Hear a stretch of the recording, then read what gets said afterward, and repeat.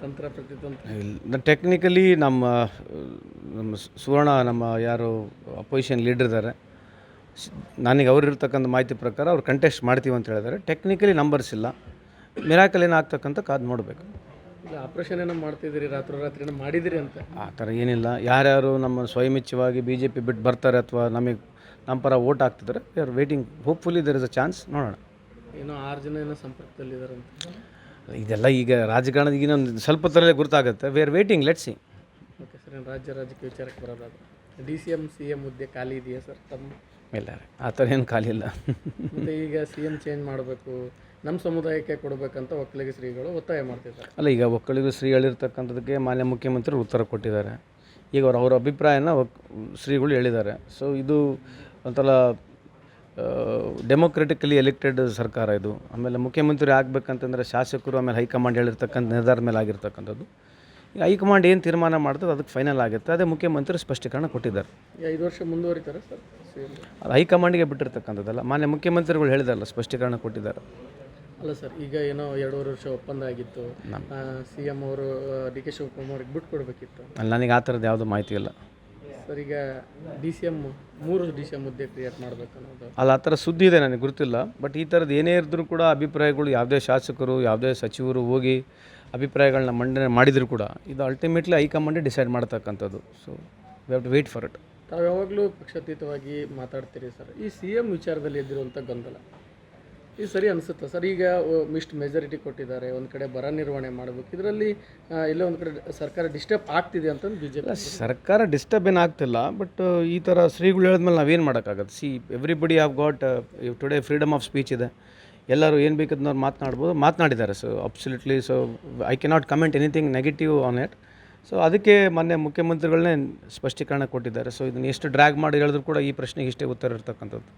Okay sir, ಇನ್ನು ಬರ ನಿರ್ವಹಣೆಯಲ್ಲಿ ಅಷ್ಟು ಫೈಟ್ ಮಾಡಿ ನೆಪಗಳನ್ನು ಹೇಳಿ ರೈತರಿಗೆ ಅನುದಾನ ಕೊಡ್ತಾ ಇಲ್ಲ ಅಥವಾ ಪರಿಹಾರ ಕೊಡ್ತಾ ಇಲ್ಲ ಅಂತ ಒಂದು ಆರೋಪ ಕೇಳಿ. ಅಲ್ಲ, BJP ಅವ್ರ ಆರೋಪ ನೋಡ್ತಾನೆ ಇದ್ದೀರಲ್ರಿ.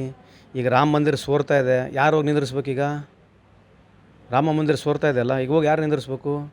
NET ಪೇಪರ್ ಲೀಕ್ ಆಯ್ತಲ್ಲ, ಅದ್ರ ಬಗ್ಗೆ ಏನು ಮಾತನಾಡೋದು ಬೇಡ. ಈಗ ನೋಡಿ, BJP ಅವ್ರದ್ದು ಒಂದೇ ಒಂದು ಯಾವ್ದು ರೂಲಿಂಗ್ ಸರ್ಕಾರ ಇರುತ್ತೆ ಅದ್ರ ವಿರುದ್ಧ ಮಾತನಾಡ್ತಾ ಇರ್ತಕ್ಕಂಥದ್ದು ಇವ್ರ ಕೆಲಸ. ಬಂದು 1 ವರ್ಷ ಆಗಿದೆ. ನಾವು ಡೇ 1ಲಿಂದ ಇವ್ರು ಪ್ರಾರಂಭ ಮಾಡಿರ್ತಕ್ಕಂಥದ್ದು ಇಲ್ಲಿವರೆಗಿದೆ. ಕೇಂದ್ರ ಸರ್ಕಾರದ ಯಾವುದು 10 ವರ್ಷದಲ್ಲಿ ಯಾವುದು ಲೋಪದೋಷನೇ ಇಲ್ಲ ಅವ್ರ ಪ್ರಕಾರ. ಲಾಸ್ಟ್ 10 ಇಯರ್ಸ್ಲಿಂದ ಪ್ರೈಸ್ ಏಕ್ ಇರಲಿ, ಎಂಪ್ಲಾಯ್ಮೆಂಟ್ ಇರಲಿ, GDP ಇರಲಿ, ಇವು ಯಾವ ಅವ್ರಿಗೆ ಇಶ್ಯೂನೇ ಇರೋಲ್ಲ. ಯಾವುದೇ ಒಂದು ರಾಜ್ಯ ಸರ್ಕಾರ ಎಲ್ಲೇ BJP ಬಿಟ್ಟು ಮೈನಸ್ ಯಾವುದೇ ಪಾರ್ಟಿ ಇದ್ದರೆ ಅದರ ಮೇಲೆ ಆರೋಪ ಮಾಡ್ತಕ್ಕಂಥದ್ದು. ಕಳೆದ 1 ವರ್ಷದಿಂದ ನಮ್ಮ ಮೇಲೆ ಆರೋಪ ಮಾಡೋದು ಬಿಟ್ಟರೆ ಬೇರೆ ಏನು ಮಾಡಿದ್ದಾರೆ? What is that they have done? What is that BJP has done to the state? ಏನಿಲ್ಲ ತಾನೆ. ಸೊ ಇದನ್ನೇನು ಹೊಸದಲ್ಲ. ಅದೇನು ಇದನ್ನು ಹೇಳಿ ನಮಗೂ ಸುಸ್ತಾಗಿದೆ, ಅವರು ಹೇಳಿ ಅವ್ರು ಸುಸ್ತಾಗ್ತಾಯಿಲ್ಲ ಅಷ್ಟೇ. ಬೆಲೆ ಏರಿಕೆ ಬಗ್ಗೆ ಮಾತಾಡ್ತಿದ್ದಾರೆ, ನೀವು ಕೂಡ ಪೆಟ್ರೋಲ್ ಬೆಲೆ ಏರಿಸಿದಿರಿ, ಮಾಡಿದ್ದೀರಿ ದರ ಏರಿಸಿ ರೀ. ಹಾಲಿನ ದರ ಬಗ್ಗೆ ಸ್ಪಷ್ಟೀಕರಣ ಕೊಟ್ಟಿದ್ದಾರೆ ತಾನೆ. 50 ml ಜಾಸ್ತಿ ಆಗುತ್ತೆ ಅಂತ ಮಾನ್ಯ ಮುಖ್ಯಮಂತ್ರಿ ಹೇಳಿದ್ದಾರೆ ಅಲ್ವಾ? ಬೇರೆ ಸ್ಟೇಟ್ಗಳಲ್ಲಿ ಹೋಲಿಕೆ ಮಾಡ್ಕೊಂಡು ನೋಡಿದ್ರೆ ನಮ್ಮ ಹಾಲಿನ ದರನೂ ಕಮ್ಮಿ ಇದೆ. ಬೇರೆ ಸ್ಟೇಟಿಗೆ ಹೋಲಿಕೆ ಮಾಡ್ಕೊಂಡು ನೋಡಿದ್ರೆ ಪೆಟ್ರೋಲ್ ಆಗಿರಲಿ ಡೀಸೆಲ್ ಬೆಲೆನೂ ಕಮ್ಮಿ ಇದೆ. ಎತ್ತಬೇಕಾಗತ್ತೆ, ನಾವು ಸರ್ಕಾರ ನಡೆಸಬೇಕಾಗತ್ತೆ. 60,000 ಕೋಟಿ ನಾವು ಗ್ಯಾರಂಟಿಗಳು ಖರ್ಚು ಮಾಡ್ತಾಯಿದ್ದೀವಿ. ಹಂಗೆ ಆಗಿ ಅದು ರೆವಿನ್ಯೂ ಜಾಸ್ತಿ ಆಗಲೇಬೇಕು. 10 ವರ್ಷದಲ್ಲಿ ಎಷ್ಟು ಜಾಸ್ತಿ ಆಗಿದೆ ಅದ್ರ ಬಗ್ಗೆ ಏನು ಮಾತಾಡೋದು ಬೇಡ ಇವರು? ಪೆಟ್ರೋಲು ಡೀಸೆಲ್ 10 ವರ್ಷದಲ್ಲಿ ಏನಾಗಿದೆ ಅದ್ರ ಬಗ್ಗೆ ಚರ್ಚೆ ಮಾಡೋದು ಬೇಡ?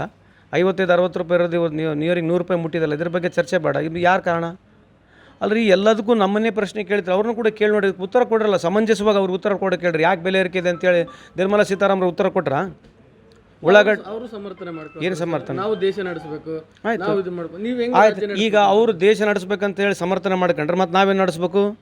ಅಲ್ಲ ಸರ್, ಅಲ್ಲ, if they are giving that suggestion, ಅಲ್ಲ, if they are giving that answer, then what are we doing?